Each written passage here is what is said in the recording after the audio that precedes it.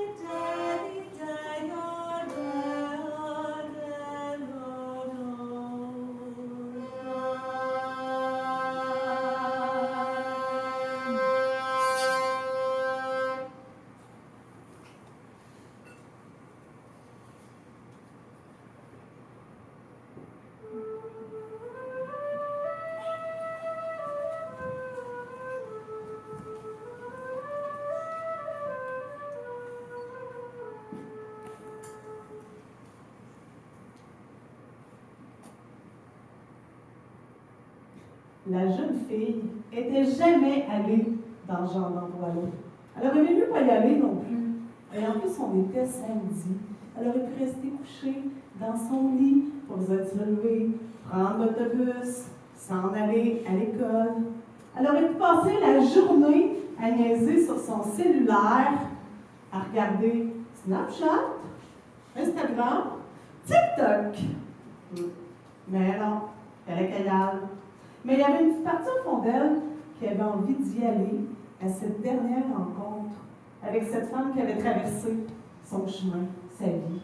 Ouais. Puis en plus, ça ferait plaisir à sa mère, donc pourquoi pas? Aussitôt que la jeune fille est entrée au salon funéraire, elle s'est dirigée directement vers le cercueil ouvert où reposait, à 97 ans, Simone, la mère de sa mère. Bon, pour ceux qui ont eu de la misère à suivre, je parle de son arrière-grand-mère. Simone est allongée là dans son cercueil, toute belle, avec chacune de ses rides qui avait l'air de raconter un petit bout de sa longue histoire. Simone. Hey, c'était la première morte à la jeune fille. Hein? Je ne sais pas pour vous autres, là, mais un premier mort dans une vie, là, ça fouette. C'est quelque chose. Puis la jeune fille, elle avait envie d'y toucher. En même temps, elle trouvait ça glauque, tu sais, toucher un mort. Je sais pas, hein? Sa peau devait être toute raide, toute froide, glaciale. Et la jeune fille a pris une grande respiration.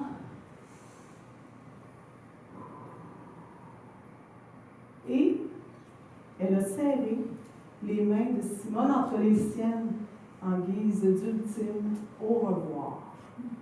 Et aussitôt que sa peau a touché la mort, elle s'est sentie catapultée dans le passé. dans un petit village où, du haut de ses 20 ans, Simone attendait son 3e enfant. Et malgré son ventre proéminent, elle travaillait fort, Simone, pour s'occuper de la maison, du jardin, des petits encore au linge, pendant que son mari, lui, il partait la semaine sur un chantier. Puis après, elle a eu un autre enfant. Puis un autre. Oui, puis un autre. En fait, Simone, elle s'est rendue à 10. 10 enfants. Mais tu sais, le curé du village, il disait qu'il fallait qu'elle fasse des enfants. C'est ça que le bon Dieu attendait d'elle. Puis, entre vous et moi, là, quand son homme redescendait du chantier, oui, il y avait des besoins. 10 enfants. Pauvre Simone, elle n'avait jamais le temps de s'arrêter sur sa fatigue, les mains toujours écorchées, à caresser rudement, rapidement les petites têtes qui tournaient autour, très rapidement, hein, parce que chaque minute dans la vie de Simone était occupée à brosser, récurer, brasser, cuisiner, frotter, torcher quelque chose. Tu sais, des fois, Simone, elle se sentait dépassée par tout ça. Elle trouvait qu'elle avait lourd ses épaules, Simone. Elle aimait ses enfants, hein, il n'y a aucun doute là-dessus. Elle les aimait beaucoup, ses enfants. Puis son mari, c'était un homme bon. Tu sais, il ne buvait pas, il était travaillant, il n'avait jamais le ton sur elle. Mais elle trouvait qu'elle avait lourd ses épaules, Simone. Ouais. Mais elle était faite forte, hein? Elle était très courageuse, Simone. Elle faisait ce qu'il fallait pour ne pas couler. Elle faisait ce qu'il fallait pour toujours rester sur la ligne de flottaison. La jeune fille au salon funéraire, elle serre les mains de Simone, son arrière-grand-mère, puis elle n'en revient pas à quel point cette femme-là était courageuse tout au long de sa vie. Puis elle se dit, donc, c'est le même sang qui coule dans mes veines. Moi aussi, je vais peut-être avoir ce courage-là pour traverser ma longue vie. La jeune fille le souhaite de tout cœur, mais elle le souhaite tellement. Puis, elle repart dans le passé. Cette fois-ci, pour aller voir Denise. Denise, la fille aînée de Simone. Denise, la rebelle, qu'on disait. Denise qui n'était pas capable de faire les affaires comme tout le monde. Mais tu sais, il faut comprendre que très jeune, Denise a été obligée d'aider Simone, sa mère, avec la maison, le jardin, les petits autour. Denise, elle a passé des heures, elle aussi, à brosser, récurer, cuisiner, brasser, frotter, torcher quelque chose. Et quand elle a pu, Denise, elle s'est poussée. Elle est partie en ville. Il n'était pas question qu'elle ait la même vie que sa mère, Denise. Oh, que non! Elle, Denise, là, elle allait voyager. Elle allait découvrir le monde. Elle allait faire de grandes études. Elle allait devenir quelqu'un. Ouais. Puis en arrivant en ville, elle a rencontré un jeune homme, charmant comme tout, charmeur à part ça, hein? Puis est arrivé, ce qui arrivait souvent à cette époque-là. Mais Denise est tombée enceinte. Oui. Avant le mariage, à part ça, elle n'avait même pas l'intention de se marier. Laisse-moi vous dire que ses parents n'étaient pas contents. Qu'est-ce qu'il dirait le curé du village s'il apprenait ça? Ça fait qu'avec son beau charmeur, ça n'a pas été long, ils se sont retrouvés devant l'hôtel, la bague au doigt. Denise. Elle a accouché quelques mois plus tard. Puis un deuxième enfant suivi. Puis un troisième enfant a suivi en plus. Elle s'est rendue à 5 enfants, Denise. 5 avant que la pilule contraceptive soit enfin disponible au Québec. 5 enfants, ses bras. Vous savez ce que ça veut dire, ça? Ciao, les beaux voyages. Envoler les grandes études, le goût de découvrir le monde. 5 enfants. Denise a fait ce qu'il fallait pour être une bonne épouse, une bonne mère. Elle a réussi.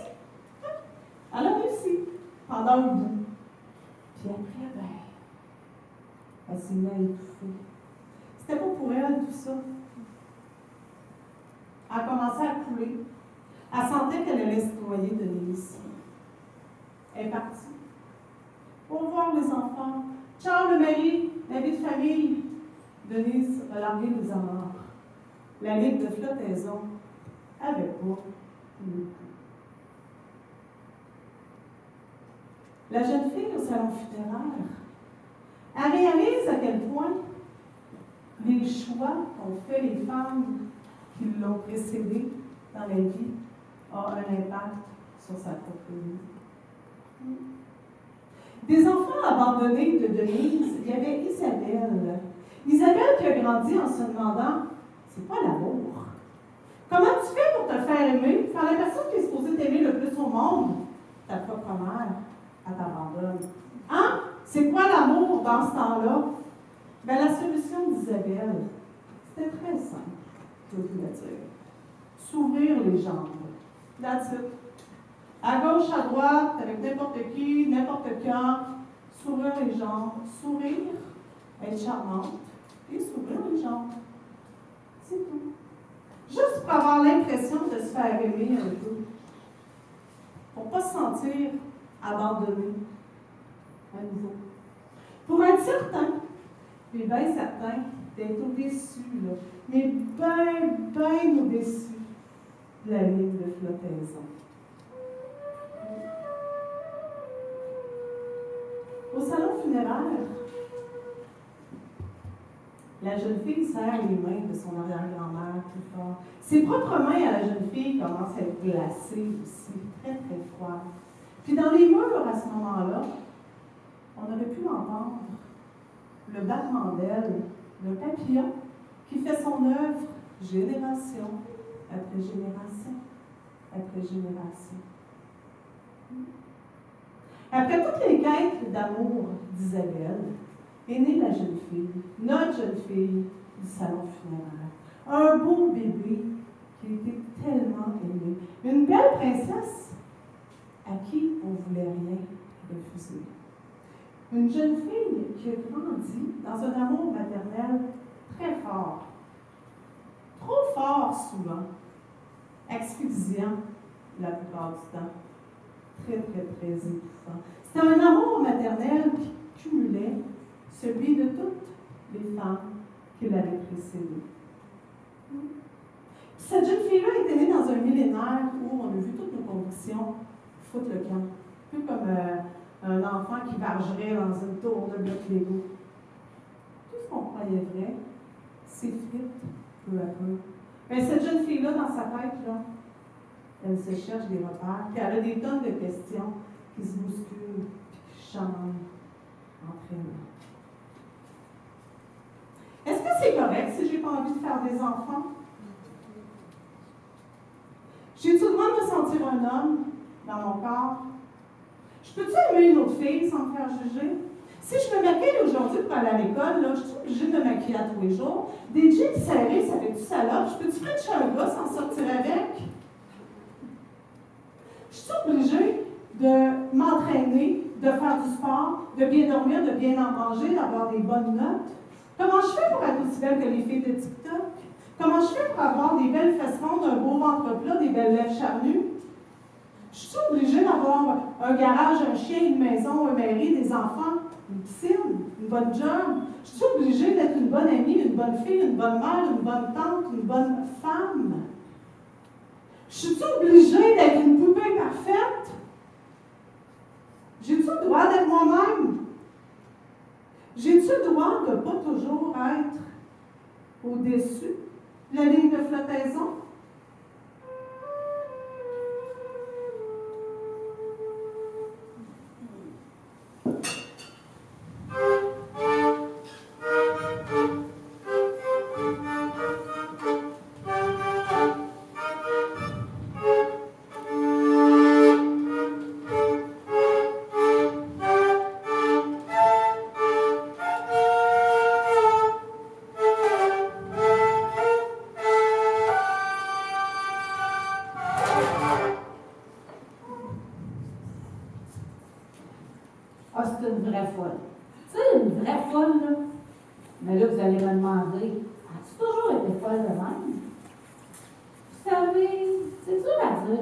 choses-là.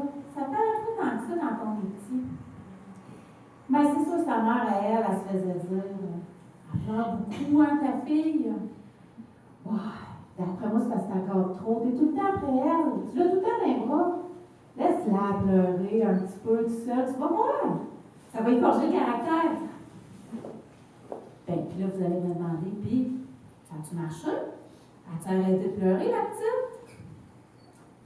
Ben, oui, je vous dirais dans un sens, oui. Elle a arrêté de pleurer quand elle a vu qu'on ne l'écoutait pas de toute façon.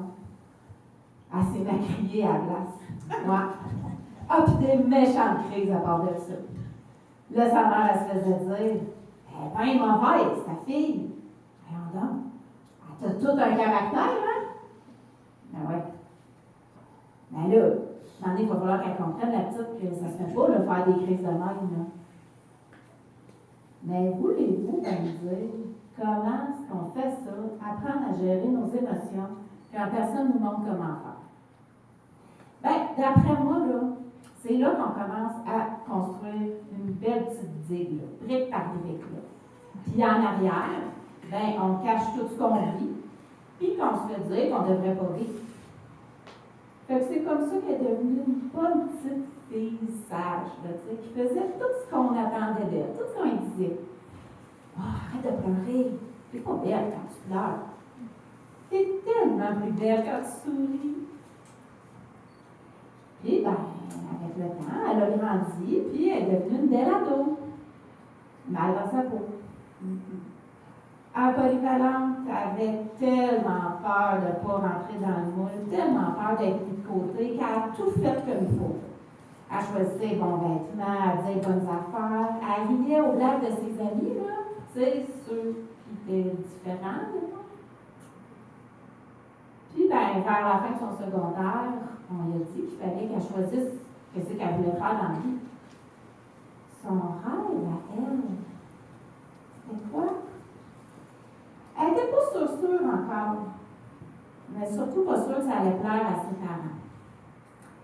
Fait que pour être sûre de plaire à tout le monde, de rassurer tout le monde, elle a choisi un beau parcours conventionnel. Ouais, elle est devenue une vraie fille de son époque. Puis elle a attendu patiemment le prince charmant, là, comme dans les films qu'elle regardait quand elle était petite. Puis vous savez quoi? Ben, il est apparu le prince charmant. Ben oui, grâce à la magie des applications de rencontre. Elle a coché toutes les étapes, là, toutes les cases une par une. Le diplôme, la voiture, la maison, le barbecue, le golden retriever. Vous voyez le genre, là? Ah, il manquait juste un petit bambino, hein, pour que notre duo devienne un beau trio. Paf! Aussitôt dit, aussitôt fait. Le bonheur parfait, je vous jure. Sauf qu'un bon soir, il y a eu des crampes, du sang. Quand elle s'est rendue à l'hôpital, ils ont dit il n'y a pas de cœur. Pas de cœur. Ah, fais-toi-en pas. Ça arrive, ces choses-là, c'est pas grave. Habille-toi, là, retourne chez vous. Tu vas te faire du fun à en faire un autre. Ils n'ont pas demandé si elle voulait appeler quelqu'un. Ils l'ont laissé pleurer, seule, sur une petite chaise de là dans le corridor. Il y a juste Gaëtan, le concierge, qui s'est arrêté pour lui demander si c'était correct. Un coup mouché, ben, elle s'est relevée, elle a traversé le corridor de la maternité en croisant des mamans enceintes jusqu'aux yeux, puis des petites familles tout heureuses avec leurs petits poupons. C'est là que ça a commencé à couler. C'est là que ça a commencé à couler. Puis là, on disait, mais voyons, prends pas ça de même. Hein? Tu vas voir, le temps arrange les choses. Laisse le temps faire son temps. Prends soin de toi. Fais des choses que tu aimes. Hein? Tu sais, des choses qui te font du bien. Là. Ah oui. Focus sur le positif. Essaye de voir le bon côté des choses. Elle, dans sa tête, elle se disait, moi, je suis tannée. Peux-tu changer de jeu? Hein? Peux-tu recommencer à partir? Puis là, on disait, ben voyons donc, tu peux pas tout sacrer là de même, là. Une vraie folle, toi. Voyons. Une belle situation, là. Pense à l'avenir. L'avenir. C'est quand ça, donc? Son beau prince, ben, il a fini par partir. Il n'a pas su quoi faire des larmes, de la tristesse. Il a laissé le barbecue, il est parti avec le chien. Elle est restée plantée là, toute seule avec son malheur. Ouais, son malheur, il a bien fallu qu'elle l'engourdisse, hein, tu sais, se garder à flot, là, garder sa ligne de flottaison, son équilibre. Donc, son bonheur, elle l'a engourdi tout doucement, en défilant la vie des autres, en s'achetant des cossins, en renflouant ses céréales. Puis avec le temps, ben, on s'est dit que ça tenait bien. Finalement, cette affaire-là, elle avait réussi à reconstruire sa digue, là, brique par brique. On sait bien. Hein? Il a fini à un moment donné par avoir des fuites. Ah, des petites fuites au début, là, qu'elle a réussi à colmater. À grands coups de déni, puis de Candy Crush. Mais un bon matin, elle s'est levée quelque chose en dedans qui s'est mis à monter, là. Comme un petit air d'un groupe là, qu'elle écoutait quand elle était jeune dans les années 90. Hein. Un petit air de rage, là, tu sais. Puis à un moment donné, ça a juste sorti de même. Ah, fuck you. Je ferai pas ce que vous me dites. C'est là que la digue a cédé. Ouais. Elle a fui. Elle a pris la flûte, elle a surfé sa vague un bon moment. Elle a continué son chemin dans la vie, les deux pieds dans la marge. Ah, une vraie folle. Vous dites, une vraie folle. Là, vous allez me dire, as-tu toujours été folle de même? Vous savez, dur à dire ces choses-là. Hein? Ça paraît pas tant que ça, même quand on devient vieux. Ça s'installe doucement. La mémoire se fléquente. On oublie tout. Ben non, peut-être pas tout. Non, on n'oublie pas les blessures qu'on a mis de côté, qu'on n'a pas soignées, qu'on a ignorées. Aujourd'hui, elle ne se souvient plus. Elle ne se souvient plus comment parler, qu'il faut manger, dormir, aller aux toilettes. Mais aujourd'hui, elle est bien. Il y a une gentille dame qui a déposé dans ses bras le bébé qu'elle a tant désiré. C'est tout ce qui la calme, cette poupée bébé qu'elle berce à longueur de journée. Ce petit poids-là qu'elle serre dans ses bras, là, elle s'y accroche comme un bouée de sauvetage. Ah, aujourd'hui, elle est bien. Il n'y a plus personne pour lui dire quoi faire, qui être. Aujourd'hui, elle est bien, à l'abri, dans sa douce feuille.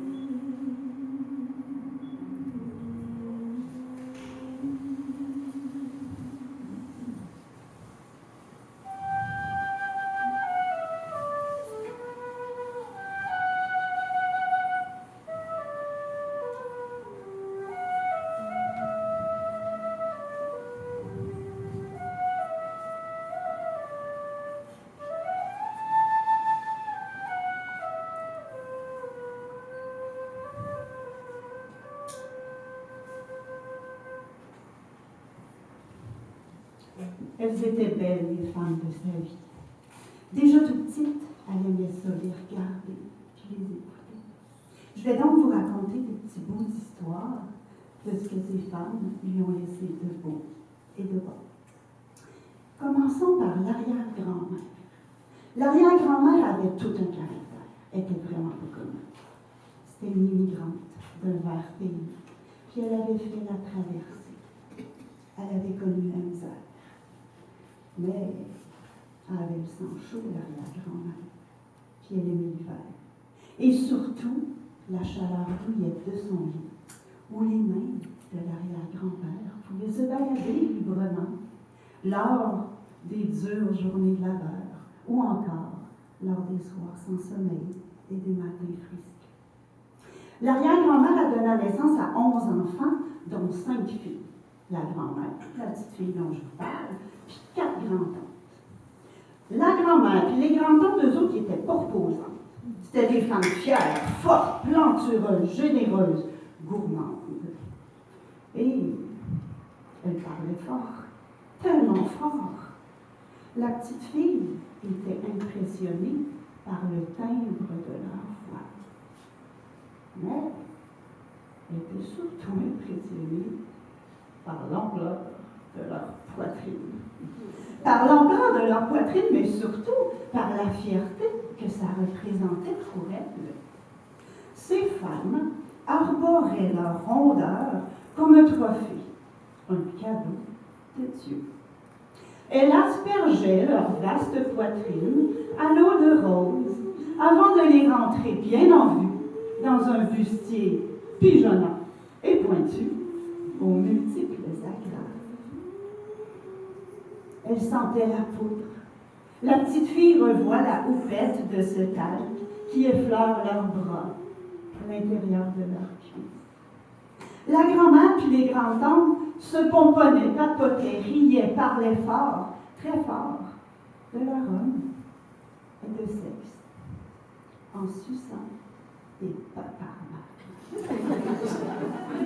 Oui, elle était là, toute petite, à observer ces femmes.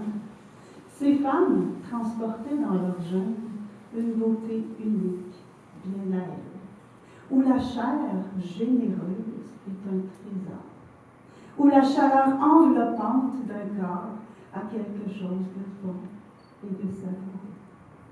D'une vie simple et bien heureuse, pour elles, le bonheur se trouvait au creux de leur sein, où leur homme pouvait trouver la chaleur et le réconfort lors des soirs sans sommeil et des matins frisques.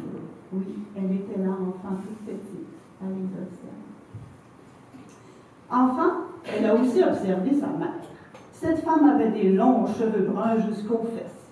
Elle les brossait vigoureusement, quotidiennement, et terminait souvent sa peignure par une simple queue de cheval. La petite fille aimait observer les longues jambes de sa mère.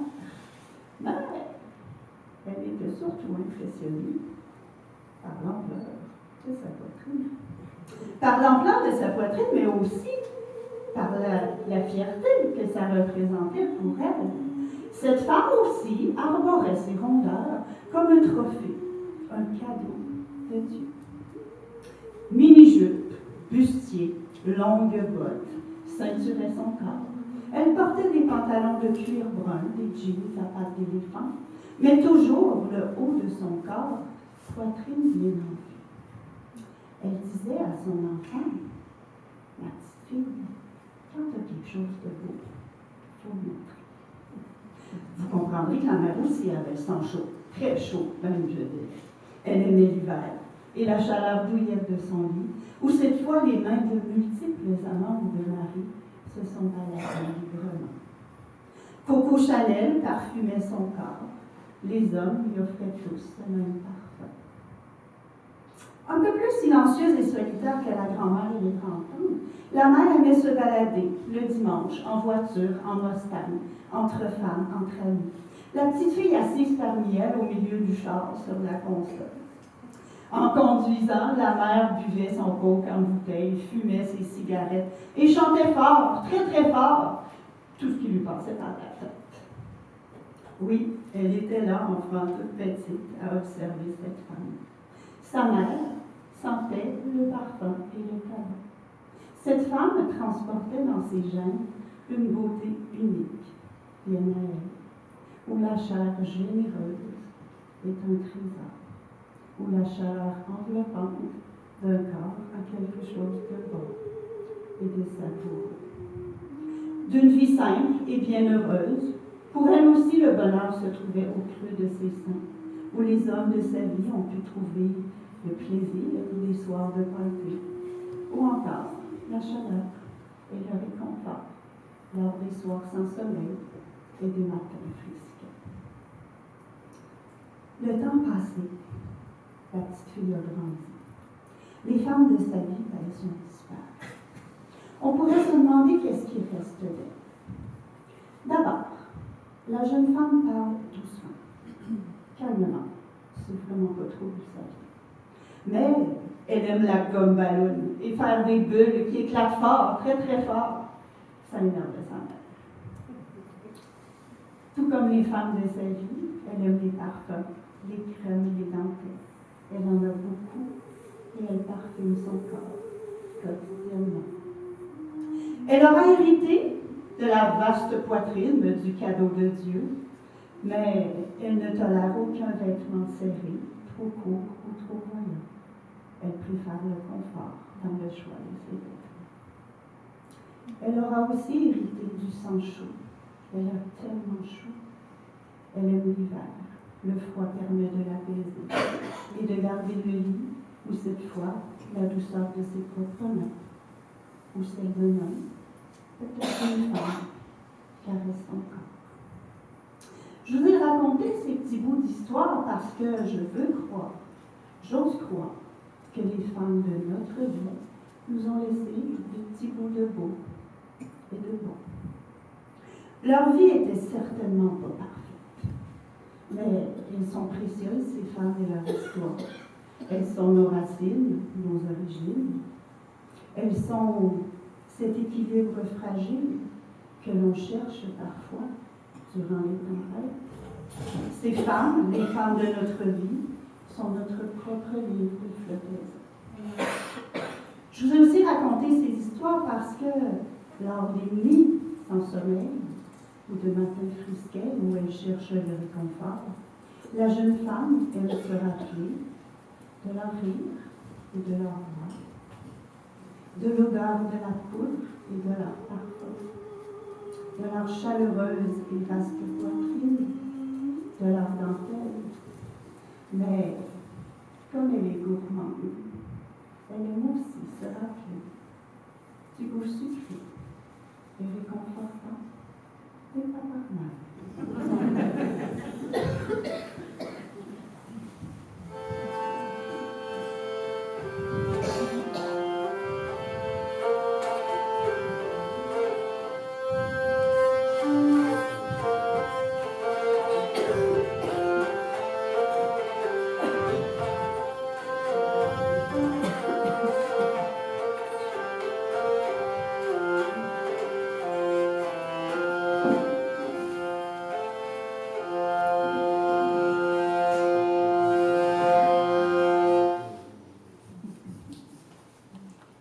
Cet après-midi-là, le cinéma répertoire me jouait. Pourquoi pas rentrer? J'étais arrivée, j'ai acheté mon billet, puis je suis allée m'asseoir dans la salle qui était bondée principalement de têtes grises, attendant sagement le début du film en mangeant leur popcorn. Aussitôt que le film a commencé, bang! Un choc m'a pogné de la tête aux pieds. Je suis venue toute émue. Qu'est-ce qui s'était passé? 25 ans venaient de passer. Oh my God! Mes yeux d'abord humides ont commencé à laisser aller une petite larme, une deuxième, puis à un moment donné, c'était un torrent silencieux. Avoir su. À cette époque-là, j'étais dans ma ligne de flottaison. Un beau bateau tout brillant, tout blanc, là, qui fendait l'eau, là, puis ça y allait par l'autre hausse, là. Une belle jeune, en plein dans sa gloire. Quand est-ce que c'est arrivé que je suis devenue vieille? Vieille, c'est à quelle heure qu'elle a écrit Sophie Dano? Ça, là, c'est un livre qui m'a vraiment passionnée. C'est à quelle heure? Moses de bonnes questions. C'est quand est-ce que l'industrie du cinéma a commencé à voir la rouille en dessous du bateau de la vieille de 30 ans, pour laisser passer un bateau flambant neuf à côté d'elle. En revenant à la maison, j'ai commencé à faire mon bilan. 25 ans s'étaient passés. J'étais rendue maintenant à 55 ans. Passé. Je me sentais plus vraiment jeune, puis pas vraiment vieille non plus. Avoir su que c'était ma belle époque, ma gloire. Parce qu'après ça, les rôles qu'on m'offrirait au cinéma deviendraient de moins en moins intéressants. Vraiment, là, je vais vous raconter. À un moment donné, là, à titre d'exemple, j'avais à peu près 35 ans. Ils ont décidé de me faire jouer le rôle d'une grand-mère. Dans mon film, mes filles avaient 24 puis 22 ans. 11 ans de moins que moi. Ouais. Et je suis devenue de plus en plus invisible. On dirait que je disparaissais du grand écran. Ah! Les actrices plus vieilles que moi, ils me l'avaient bien dit. Attention, ma grande, attention, la cape de l'invisibilité que guette. Hein? De quoi qu'apparaît? Ah, puis mon agent d'en remettre en me disant, ah ben là, va falloir y botoxer ça si tu veux durer dans l'industrie du cinéma. Comment? Quoi? Il botoxait ça? Hors de question! Puis de toute façon, je me trouvais bien assez bonne. Eh non, je me trompais. Puis c'est quoi cette Moses d'obsession de police-là? Tout ça, là, c'est à cause de la police. Ah! Je l'ai bien vu que ma belle peau, à un moment donné, commençait à se friper. C'était de moins en moins parfait. Même qu'un matin, je me suis vue dans le miroir, puis je l'ai vue apparaître, elle là, entre les deux yeux. 3 petites lignes. Vous la connaissez? La ride du lion.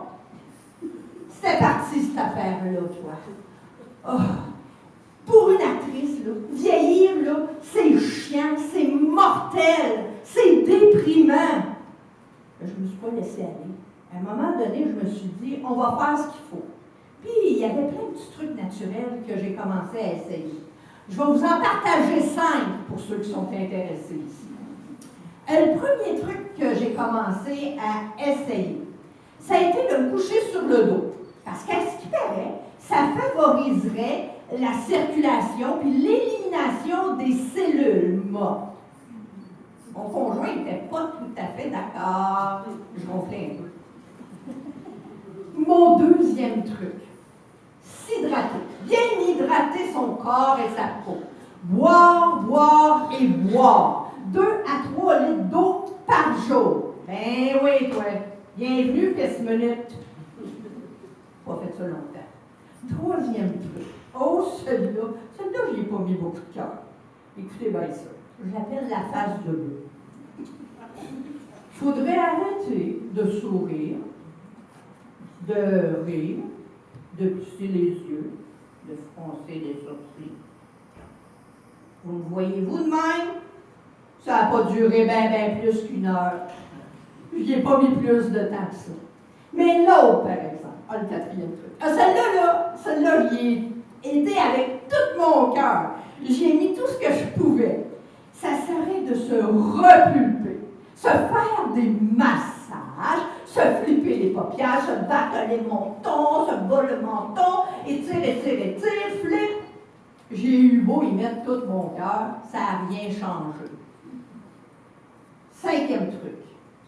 À ce qui paraît, il faudrait éviter le soleil, éviter les petites joies sociales comme boire de l'alcool, ou bien fumer son petit cigarios. Trop peu pour moi, ça. J'ai pas été là. Écoutez, je me suis dit à un moment donné, on va arrêter ça, là.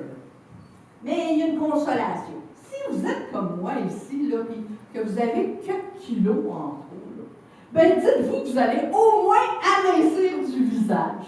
Parce que la ride, là, ben ça vient de l'amincissement de la peau. C'est toujours bien ça, hein? Puis là, à un moment donné, j'ai commencé à entendre ça en boucle, puis à voir ça dans les magazines. Il y avait des promesses, là, des pubs de jeunesse éternelle. La jeunesse éternelle. Je vous explique la patente.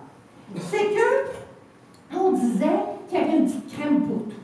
Parce que, je vous parle de l'ennemi. L'ennemi, c'est la ride ici, la petite ride là, la cellulite, les vergetures, les seins qui tombent, le surpoids. Bref. Mais, il y avait des solutions pour tout ça. Sors ton cash, mais c'est tes efforts. Une petite crème de jour pour les rides, une petite crème de jour pour de nuit pour les rides, une petite crème pour les taches brunes, une petite crème pour la cellulite, et une petite crème pour tout. Puis, si ça ne marche pas, au grand mot, les grands moyens, on va y aller. Peeling, lifting, bistouri. Non, merci. Non, je n'ai pas été là. Écoutez, ça à ma belle Diane Tell. Elle chantait « Moi, si j'étais un homme ». Parce que les hommes, là, au cinéma, ils n'en ont pas de trouble, eux autres, avec ça.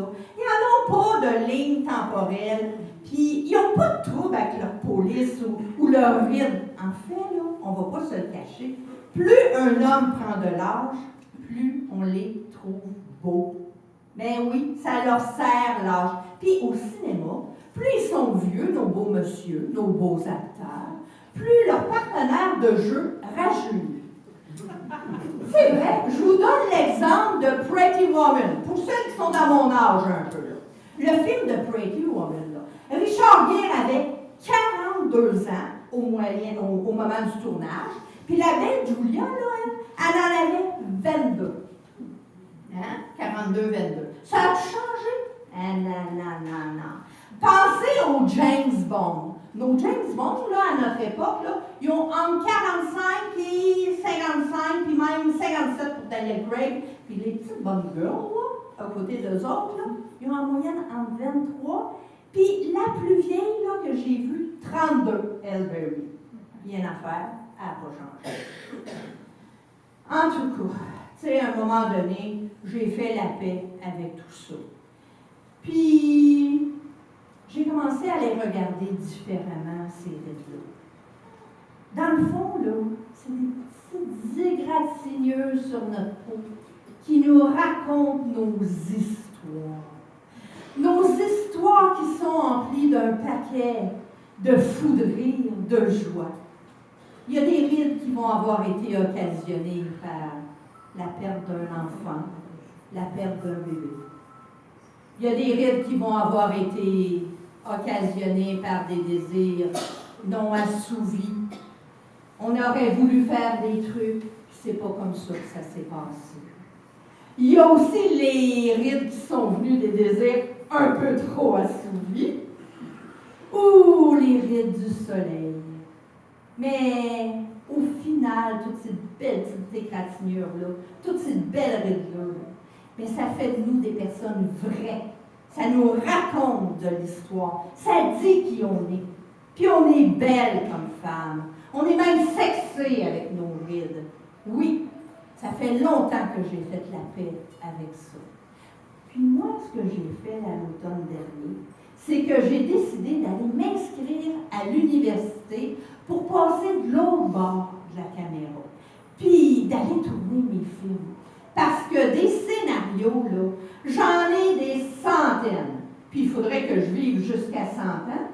Ben, pourquoi pas? Hein? Notre belle fanfreluche, là, mon idole de jeunesse, est morte cet hiver, elle avait 101 ans. Puis, Jeannette Bertrand, à la fin du mois, là, 100 ans, des belles femmes inspirantes. Fait que je me dis que je vais avoir tout mon temps puis toutes mes belles années devant moi. Pour finir, j'aimerais vous citer du Félix Leclerc.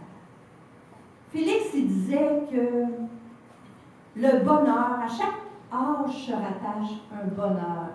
Puis il faut le prendre sans regret, sans peur, puis t'y rattacher à cet âge-là qu'on a. Puis moi, après-midi, là, ben je vous en souhaite à toi, à toi, à toi, puis à toutes vous autres du bonheur.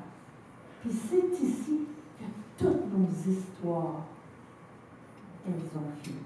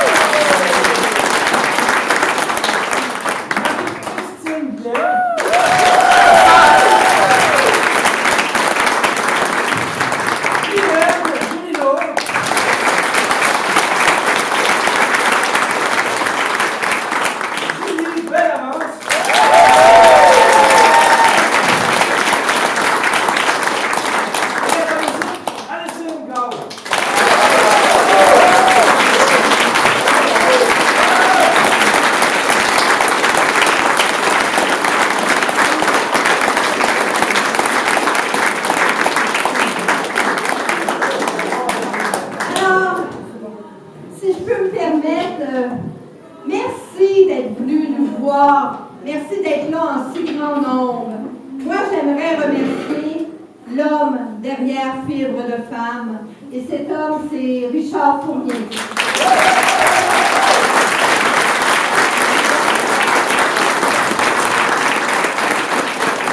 Merci Richard de nous avoir accompagnés à la technique, d'avoir enduré tous nos automnes et notre hiver avec du vin et du placotage de femmes. On a parlé de vous autres à travers nos récits créatifs. Alors, avant de quitter, j'ai 2-3 petites choses. Premièrement, on nous a offert un contrat et on a décidé de ne pas prendre de rémunération. On a décidé de faire ce spectacle-là de façon bénévole. Et on a mis à l'arrière un panier pour vos contributions volontaires pour la culture, parce que notre centre ici est quand même menacé régulièrement faute de fonds. Alors, il nous fait extrêmement plaisir de contribuer à notre façon pour ramasser ces fonds-là. Et puis, pour celles qui voudront et ceux qui voudront, il y a des petites paparmanes. Si vous le désirez, vous pouvez quitter. Si vous désirez nous poser des questions, on va rester, vous pouvez vous asseoir, et puis on va rester pour répondre si vous avez envie d'en savoir plus sur notre processus créatif. Si vous avez des questions, ça va nous faire plaisir de prendre un 10-15 minutes avec vous là, pour vous parler de ça. Moi, je voudrais aussi vous remercier en fait au nom de la passerelle, au nom de Fibre de Femmes, au nom du réseau des éclaireurs des Laurentides. On a créé cette journée-là en partenariat avec des organismes impliqués, des femmes merveilleuses, des femmes passionnées par la culture, l'art. Je voudrais aussi souligner que je ne sais pas si tout le monde a vu le vernissage. C'est fait entièrement par les femmes de la passerelle, tout service confondu. Ça a été, ma foi, des semaines extraordinaires d'échanges, de discussions et de moments uniques et magiques. L'activité tire à sa fin, mais je voulais aussi rappeler que l'exposition va être ici encore pendant 2 semaines. Et je vais terminer mention d'honneur au centre d'exposition. Ce lieu a créé une journée complètement magique, intime. On est super contente de vous avoir vu en si grand nombre.